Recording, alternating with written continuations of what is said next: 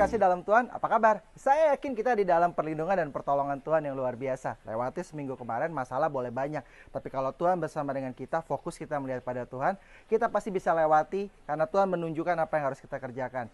Sebagaimana saya diingatkan pada satu perikop firman Tuhan tentang ke-12 pengintai di Bilangan 13. Itu bercerita tentang 12 pengintai yang dikirimkan oleh Harun dan Musa untuk mengintai negeri. Lihat dalam perikop tersebut, hampir 40 hari mereka lihat, mereka puterin itu negeri, mereka lihat satu persatu apa yang menjadi keunggulan, apa yang menjadi kehebatan, apa yang menjadi satu keindahan di negeri yang mereka sedang akan masuki.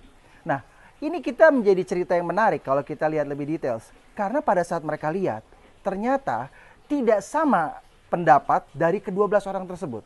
Nah, kita melihat di sini ya, kita di Bilangan 13 ayat yang ke-25 di situ disebutkan sesudah lewat 40 hari pulanglah mereka dari pengintaian negeri itu. Kita lompat sedikit, kita lihat ayat yang ke-27. Mereka menceritakan kepadanya, kami sudah masuk ke negeri kemana kau seru kami, dan memang negeri itu berlimpah-limpah susu dan madunya, dan inilah hasilnya. Berarti apa yang Tuhan janjikan tentang sesuatu yang baik itu betul ada di sana. Nah, tapi kadang-kadang kita ini nggak fokus dengan apa yang Tuhan bilang, nggak percaya dengan apa yang Tuhan bilang, dan kita mempertanyakan dan meragukan. Kenapa? Karena kita melihat faktual di sekeliling yang mengaburkan fokus kita terhadap janji Tuhan tersebut. Kalau kita lihat di ayat berikutnya, ayat ke-28, mulailah Daud itu muncul. Hanya katanya, bangsa yang diam di negeri itu kuat-kuat, dan kota-kotanya berkubu dan sangat besar.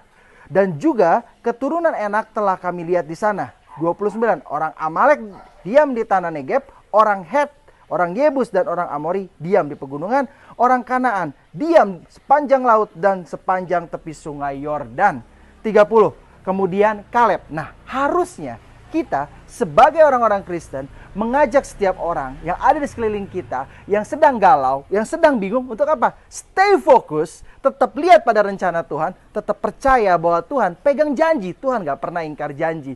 Tuhan selalu berikan apa yang menjadi keinginan dan kehendaknya dalam kehidupan kita untuk jadi. Dan janji dan kehendak itu yang terbaik buat kita.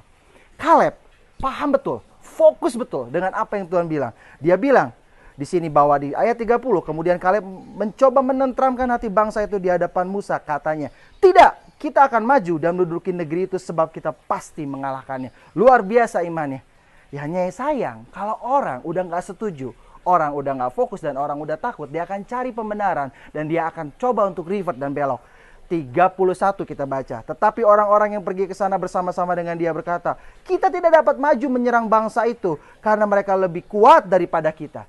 Biasanya orang kalau nggak setuju, dia cari pembenaran, dia cari temen tuh untuk bilang iya bareng-bareng sama dia. Di sini pun sama. Ternyata sikap begitu tuh muncul dari zaman dulu sampai hari ini. Kalau kita lihat di ayat yang 32, di sini disebutkan, juga mereka apa? Mereka menyampaikan kepada orang Israel kabar busuk tentang negeri yang diintai mereka dengan berkata, negeri yang telah kami lalui untuk diintai adalah suatu negeri yang memakan penduduknya, dan semua orang yang kami lihat di sana adalah orang-orang yang tinggi-tinggi perawakannya. 33, juga kami lihat di sana orang-orang raksasa, orang-orang Enak yang berasal dari orang-orang raksasa, dan kami lihat diri kami seperti belalang, dan demikian juga mereka terhadap kami. Mereka mengecilkan apa yang menjadi fitrah yang Tuhan taruh dalam hidup kita, yaitu kita tuh anak-anak Allah. Imamat yang rajani, kita nih kepala bukan ekor. Kita nih adalah anak-anak Allah yang menjadi biji matanya Allah sendiri. Gak mungkin Tuhan gak jagain, gak mungkin Tuhan gak kasih yang terbaik. Tapi mereka mengecilkan itu, dan mereka mencari orang menyebarkan berita itu. Bayangin apa yang terjadi Bapak Ibu Saudara. Kalau Bapak Ibu lanjutkan baca di Bilangan ke-14, satu pasal tersebut, lihat imbasnya orang-orang Israel semua menjadi berbalik arah, semua menjadi ketakutan.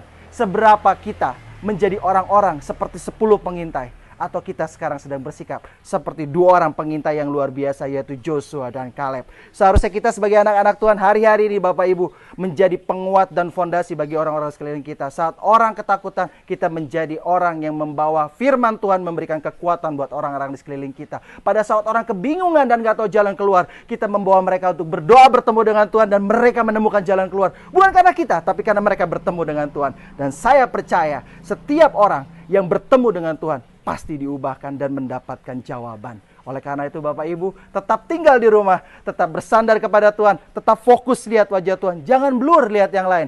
Kecilkan kamera lensa, fokuskan untuk melihat satu arah, yaitu lihat titik, lihat Tuhan. Dan hidup kita akan dituntun Tuhan. Kita akan melalui masalah, kita akan melewati kesulitan. I lift my hands to heaven, hear my heart surrender. I tell my soul again,